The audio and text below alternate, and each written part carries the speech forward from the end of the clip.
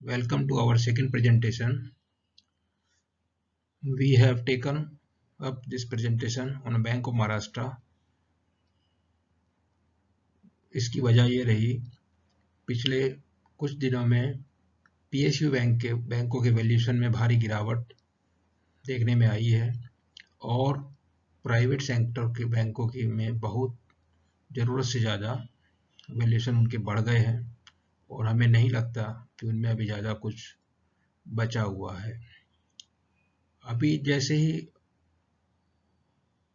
PSU बैंकों के valuation घटे, उसका कारण रहा उनके NPA में बेतहाशा वृद्धि होना और उसको प्रोवाइड करने के लिए उनका कैपिटल एजुकेसी रेशियो कम हो गया, जिसके लिए सरकार को उनमें पूंजी लगानी पड़ी और पूंजी लगाते लगाते सरकार की हिस्सेदारी कई बैंकों में 90% से अधिक हो गई। तो अभी जब सरकार के पास दूसरे कामों के लिए पैसा कम पड़ रहा है क्योंकि रेवेन्यू घट गई है काफ़ी, तब इन्होंने डिसाइड किया कि हर एक क्षेत्र में या किसी भी क्षेत्र में 4 से अधिक स्ट्रेटेजिक पब्लिक सेक्टर अंडरटेकिंग नहीं रहेगी। इसी दिशा में बैंकों में भी डिसाइड किया गया कि कम से कम 6 बैंकों का निजीकरण कर दिया जाएगा।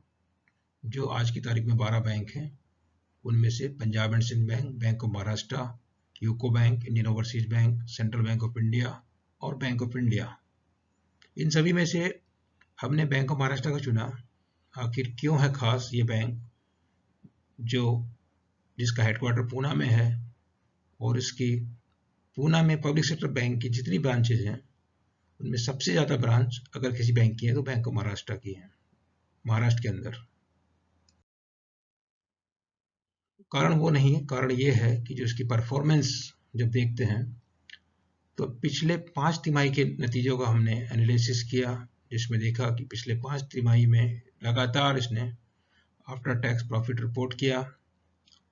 5 में से 3 बार में ये प्रॉफिट टैक्स राइट बैक की वजह से मिला और पिछले साल की दूसरी तिमाही में टैक्स प्रोविजन के बावजूद भी ये प्रॉफिट में रही और इस साल की पहली तिमाही में टैक्स प्रोविजन नहीं किया गया और उसने 101 करोड़ रुपए का प्रॉफिट डिक्लेयर किया। और दूसरे पहलू पर ध्यान देने के लिए और देखते हैं, इनकी जो अभी की तिमाही के जो नतीजे आए हैं बहुत अच्छे हैं। पहली तिमाही जो 2020-21 की, जिसमें टोटल डिपॉजिट इतनी खराब लॉकडाउन वगैरह की स्थिति होने के बावजूद 10% बढ़ गई। ग्रॉस NPA बहुत घट गए, नेट NPA भी घट गए, बिजनेस इम्प्रूव हो गया, कॉस्ट टू इनकम इम्प्रूव हो गया क्योंकि इन्होंने अपने अदर एक्सपेंसेस पे बहुत कंट्रोल किया। प्रोविजनल कवरेज रेशियो बढ़ गया है। ऑपरेटिंग प्रॉफिट जैसा पहले देख चुके हैं 710 करोड़ हो गया, जो पिछले साल की पहली तिमाही और चौथी तिमाही दोनों से ज़्यादा है। इसी प्रकार नेट प्रॉफिट भी पिछले साल की पहली तिमाही और पिछले साल की चौथी तिमाही में यानी कि Q4 से काफ़ी ज़्यादा है। ये कुछ एनालिसिस हमने देखा है। कासा रेशियो जैसा है 50% के आसपास और operating profit 710 crore, net profit 101 crore, net income 9% बढ़ गया, कॉस्ट टू इनकम रेशियो 51% से 53% से 51% हो गया। प्रोविजन कवरेज रेशियो इंप्रूव होकर 85% 86% ऐसा हो गया। ग्रॉस NPA 18% से 11% हो गया और नेट NPA 6% से 4%। बहुत बड़ा इम्प्रूवमेंट है। एक जो इसमें अभी भी प्रॉब्लम वाली है वो है NIM इसका भी 2.43% है, जो कि 4% होने में एक टारगेट रहता सभी बैंकों का, प्राइवेट हो या पब्लिक सेक्टर हो। 4% निम होना अच्छा माना जाता है। नेट इनकम बढ़ रही है मगर निम कम है क्योंकि पुरानी कुछ हाई कॉस्ट डिपॉजिट ये कैरी कर रहे हैं। जैसे जैसे वो रिप्लेस होंगी हाई कॉस्ट डिपॉजिट भी लो कॉस्ट डिपॉजिट, तो ये धीरे धीरे निम इम्प्रूव होगा, ऐसा उम्मीद है।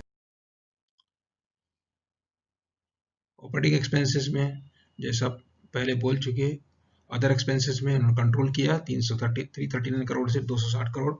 स्टाफ एक्सपेंसेस में ज़्यादा कुछ रहता नहीं है कंट्रोल करने के लिए, unless you means ask them to leave.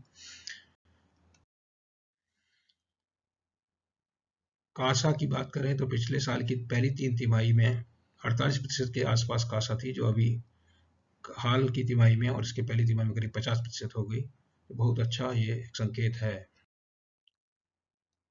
Bank का एक्सपोजर जो आजकल खराब स्थिति में जो सेक्टर हैं इकोनॉमी के, टूरिज्म, होटल, रेस्टोरेंट वगैरह, उनमें बहुत कम है, 1%।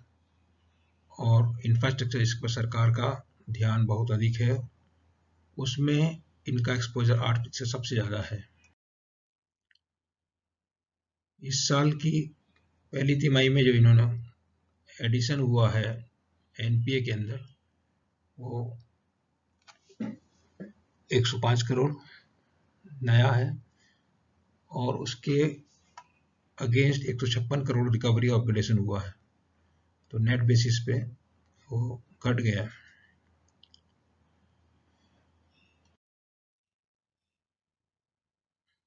जैसा बताया कि जैसे जैसे प्रोविजन किया गया एनपीए के लिए, वो सरकार ने इसमें पूंजी निवेश किया और धीरे धीरे सरकार की हिस्सेदारी बढ़कर 92.5% हो गई, और पब्लिक की हिस्सेदारी अभी करीब 3.3% है, जो बहुत कम है।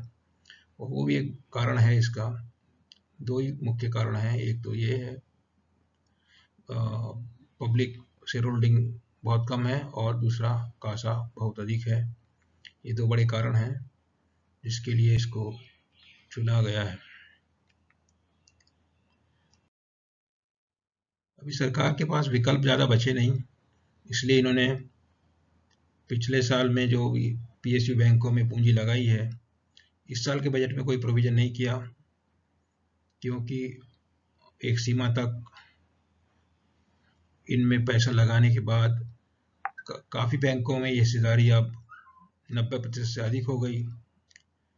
इसमें बैंक ऑफ महाराष्ट्र में भी ऐसा ही है।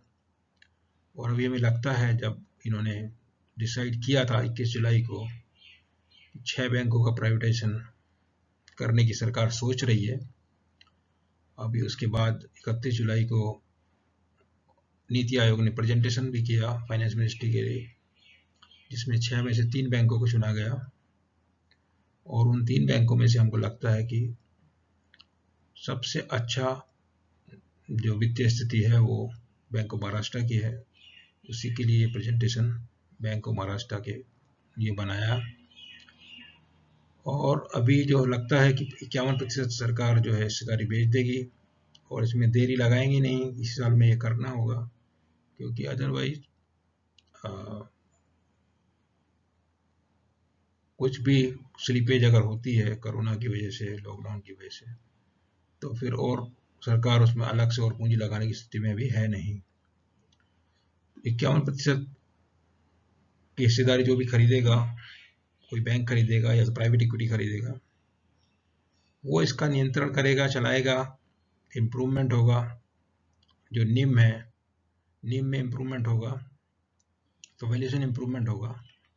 और अभी लगता है कि जैसे जैसे ये डिसइन्वेस्टमेंट प्रोसेस इसकी होगी अगले 6 या 12 महीने के अंदर, तो मीडियम टर्म में इसमें अच्छा एप्रिसिएशन आएगा, और लॉन्ग टर्म में जब प्राइवेट ओनर के अंडर में ऑपरेशन होगा तो और अच्छा इसमें वैल्यूएशन देखने को मिलेगा। कासा के बारे में हमने कुछ मर्की प्राइवेट बैंकों के साथ इसकी तुलना की। HDFC बैंक जिसका स्काई हाई वैल्यूएशन है, उसका कासा 42% है। कोटक महिंद्रा बैंक का अच्छा है, 56% है, और उस हिसाब से उसका वैल्यूएशन भी अच्छा है। और SBI से भी बेहतर इसका कासा है। और जो छोटी छोटी बैंक हैं, प्राइवेट सेक्टर बैंक, जैसे RBL बैंक, बंधन बैंक, जिनका कासा बहुत कम है मगर वैल्यूएशन बहुत ज़्यादा है, इनका निम काफ़ी ज़्यादा इसमें नज़र आ रहा है।